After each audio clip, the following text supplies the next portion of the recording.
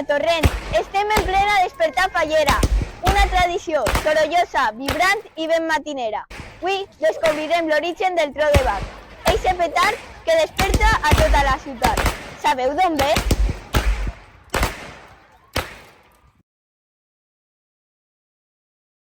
Avui ho descobrim. Estem amb el gerent de pirotècnia. Bon dia. El tro de bac és patrimoni sonor d'aquesta terra. Aparegué a principis del segle XX, com una manera segura i potent d'animar les despertades. A diferència d'altres petards, no té metxa. Es llança contra terra i bum! Soroll sec i fort, ideal per despertar la ciutat. I com es va popularitzar?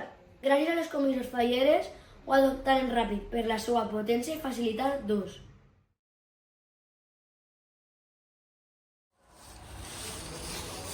El tro de bac està embanyat. Per exemple, productes químics amb grava i aigua i ha de quedar tot ben pastat.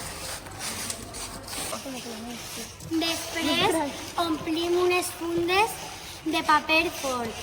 La gent li diu canuts. Els tanquem bé i els deixem secar i ja està. No porten metxa, funcionen per fricció. Els colpegen contra terra i esclaten. Això el fa únic. És un producte de proximitat, artesanal i molt vinculat a la cultura popular. I es tira a prop teu, el notes, el sents, el vius, és diferent de tot.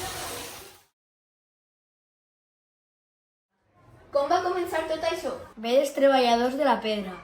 Usaven pólvora per a trencar roques. Amb el que sobrava, feien xicotets trons per acostumar els xiquets al soroll. Més avant, les comissions falleres l'adoptaren per les despertades. I així va néixer la tradició.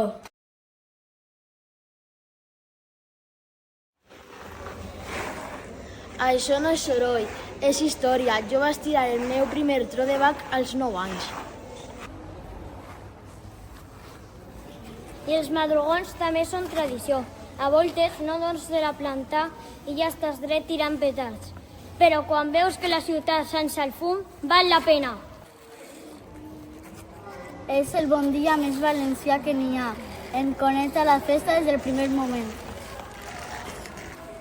I no és només tirar per tirar. Aprenem des de menuts com fer-ho bé, amb despet i estil. I alguns, fins i tot, tenen la seva tècnica secreta.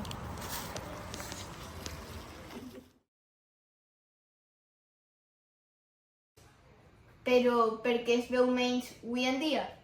Perquè la participació en despertades s'ha baixat. La normativa és molt estricta i la gent a voltes no vol embolics legals.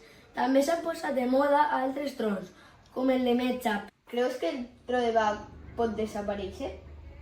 El tro de bac no morirà mai i la millor notícia és que cada vegada més joves volen recuperar-lo, perquè és tradició, és festa, és identitat.